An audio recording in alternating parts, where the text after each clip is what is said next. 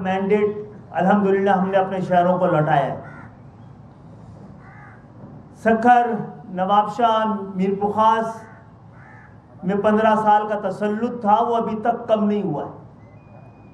وہاں کے نتائج بھی انشاءاللہ آنے والے دنوں میں، آنے والے وقتوں میں دوبارہ جو ایم کیو ایم کا مینڈیٹ سکھر، نواب شاہ اور میر بخاص سے 88 سے آتا رہا ہے، وہ دوبارہ آئے گا۔ ایم کیو ایم کے پاس شکر کرنے کا سارا سامان موجود ہے، تسلی کا سارا سامان موجود ہے، جشن کا، خوشی منانے کا سارا سامان موجود ہے، لیکن ہم بھی پریشان ہیں، اور یہ پریشان پاکستان کے سیاسی قوتوں کی جانب سے۔ اس مشکل وقت پر، جب مشکل فیصلوں کا وقت بھی ہے، یہ حالات، یہ سنگین حالات مشکل فیصلوں کے متقاضی ہیں۔ اپنے اپنے حصے کی قربانی دینے کا واحد راستہ یہی ہے، لیکن ہم اس موقع میں بھی سیاست کر کر صورتحال کو اور پیچیدہ کر رہے ہیں۔ ایک ایسے وقت میں جو پاکستان کے مشکل بحران سے بچانے کے لیے آس پاس کے پڑوسی ملکوں کی نظریں ہمارے ملک پر ہیں، وہ کسی کمزور لمحے کا انتظار کر رہے ہیں۔ اس موقع پہ اسٹیبلشمنٹ کو نشانہ بنانا کسی طرح سے بھی نہ جمہوریت کی خدمت ہے، اور نہ ہی پاکستان کی، نہ پاکستان کے امن کی، خوشحالی کے، استحکام کی اور تحفظ کی۔ تو میں سمجھتا ہوں کہ، اور اسی لیے ہم پاکستان متحدہ قومی موومنٹ کی اعلیٰ قیادت یہاں موجود ہے، یہ مؤدبانہ درخواست کرنے کے لیے کہ جناب انتخابات میں جو آزاد امیدوار ہوئے وہی کسی حد تک انڈیکیٹ کرتے ہیں کہ انتخابات کسی حد تک آزادانہ تھے۔ 2018 سے تو ہر حالت میں بہتر انتخابات ہوئے، زیادہ مشکل حالات کے انتخابات تھے۔ اگر ہم میں سے کسی کی، ایم کیو ایم کو بھی 1-2 زیادہ سیٹوں کی توقعات تھی، صوبائی اسمبلی میں 40 سے زیادہ سیٹوں کی توقعات تھی، ہم نے اس پہ واویلا نہیں مچایا، شکر ادا کیا۔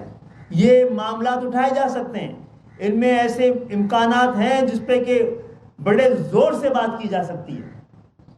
ہم اپنے حصے کا نقصان برداشت کر کر، قبول کر کے یہاں بیٹھے ہیں تو بات کر رہے ہیں۔ میں تمام سیاسی جماعتوں سے، تمام سیاسی قوتوں سے مؤدبانہ درخواست کرتا ہوں، یہ تحمل اور صبر کے ساتھ ساتھ معاملہ فہمی کا وقت ہے، اور یہ آگ لگانے کا نہیں، آگ بجھانے کا وقت ہے، مسائل پیدا کرنے کا نہیں، مسائل حل کرنے کا وقت ہے۔ بات چیت کے دروازے انتخابات کے بعد آپ ہم سب کو دعوت دے رہے ہیں کہ ہم اپنے درمیان بیٹھ کر یہ طے کر لیں، ایک قومی ایجنڈے پر قومی مفاہمتی کوئی پیکج تیار کر لیں، جس میں معیشت کا، میثاق معیشت بھی ہو، میثاق جمہوریت بھی ہو، میثاق سیاست بھی ہو، امن اور خوشحالی کے بارے میں بھی مل کر کوئی فیصلہ کر لیں۔ لیکن جو بیانات مختلف سیاسی جماعتوں کے آ رہے ہیں اور اس پہ دھمکی آمیز لہجہ استعمال کیا جا رہا ہے، یہ کسی بھی طرح سے پاکستان کو ایک سنگین ترین اور مشکل ترین حالات میں ہم مل کر دھکیل رہے ہیں، جس سے جمہوریت کو ناقابل تلافی نقصان پہنچ سکتا ہے۔ ہم یہ بتانا چاہ رہے ہیں کہ ایسے حالات پیدا کیے جا رہے ہیں جس کے بعد پاکستان کی عوام کی اکثریت کو سیاست اور جمہوریت سے بالکل لا تعلق نظر آئیں گے۔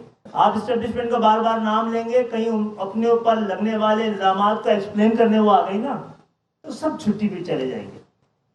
تو جناب اس پہ ذرا، ہم بھی آپ کی طرح ایک سیاسی قوت ہے، اور ہم چاہتے ہیں کہ ہم سب لوگ مل کر، تمام سیاسی قوتیں ذمہ داری کا ثبوت ہے۔ مشکل ترین وقت میں سیاست اگر ملک کو نہیں بچا پائے گی تو پھر کسی اور طرح سے ملک بچانے کی کوشش کی جائے گی۔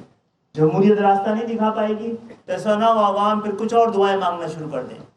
صرف اسی بات کو کرنے ہم آئیں، یہ خطرات کو ہم محسوس کر رہے ہیں، آپ بند گلی میں نہ لے جائیں پاکستان کو۔ اور جو ذکر کر رہے ہیں جنہوں نے 15 سال تک پاکستان میں کرپشن کو صنعت کا درجہ دے دیا، ان کو سامنے رکھ کے دیکھیں، سب آپ کو فرشتے نظر آئیں گے، ان سے مقابلہ کریں گے آپ کو سب اچھے نظر آئیں گے۔ اور ہماری بدنصیبی کے ایسے لوگ سیاسی صفوں میں ہمارے درمیان موجود ہیں، ایوانوں میں ہمارے ساتھ بیٹھتے ہیں۔ بہت بہت شکریہ سب کی آمد کا۔ یہ بتا دیں کہ اب آپ امن کی بات کر رہے ہیں، ایک روز پہلے chairman Peoples Party Bilawal Bhutto نے آپ کے الیکشن جیتنے پر اعتراضات اٹھائے۔ ان کا کہنا یہ ہے کہ آپ نے الیکشن میں تشدد کا راستہ اپنایا، آپ نے اپنے لوگوں کو جیلوں سے نکلوا کے ان کے کارکنوں، ان کے امیدواروں پہ حملے کروائے، افسروں پہ حملے کروائے۔ آپ 18 سیٹیں جیتے، کیا 50,000 کراچی کا امن پہ آپ سے سمجھوتا نہیں کریں گے؟ جی بالکل صحیح کہہ رہے ہیں۔ ایکچولی کچے کے ڈاکو تو لے کے ایوانوں میں آ گئے، کچے کے ڈاکو کو تو لے کے ایوانوں میں لے آئے، وزارتوں میں لا سکتے ہیں، تو یہ ریکارڈ نکلوا کے لے آئے۔ 6 کارکن ہمارے، آپ نے 6 کسی تصادم میں نہیں مارے گئے، ایم کیو ایم کے کارکن حملے میں مارے گئے۔ حملہ روڈ پہ نہیں ہوا ہے، ہمارے دفاتر پہ ہوا ہے، انتخابی دفاتر پہ ہوا ہے۔ یک طرفہ 6 ہمارے مارے گئے، کرنل کو حملے کیا گیا جیلوں سے، آپ کی کسی آدمی کو ایک خراج تک نہیں آئی۔ کوئی شرم کرنے کی بات ہے جناب عالی۔ اور آپ کو یہاں کے انتخابی نتائج میں بڑی تکلیف ہے۔ آپ کراچی میں کہہ رہے ہیں ایم کیو ایم کو اتنی سیٹیں کیسے مل گئی؟ بھائی تمہاری 18 میں کتنی تھی؟ تمہاری 13 میں 3 نشستیں تھیں۔ تم نے کیا کراچی میں 10 سالوں میں کیا کیا ہے کہ تمہیں 7 مل گئی ہیں؟ آج کوئی کارنامہ بتا دیں۔ کراچی کے لوگوں کا پر آپ نے جعلی ڈومیسائل کا مسئلہ حل کر دیا، ان کے نوکریوں کا، پانی کا، روزگار کا، کچرے کا، نکاسی، آپ کا مسئلہ حل کر دیا ہے۔ تو آپ جب ایم کیو ایم کو 15 ملی تھی، جب 1990 میں جب ایم کیو ایم کو ٹوٹل کراچی سے 12 نشستیں ملی تھی تو آپ کے پاس 1 تھی۔ ہم تو اپنی 2 نشستیں یا 3 نشستوں کی کمی کا رونا نہیں رو رہے ہیں۔ آپ جواب دیں، آپ کی 3 سے 7 کیسے ہو گئی ہیں؟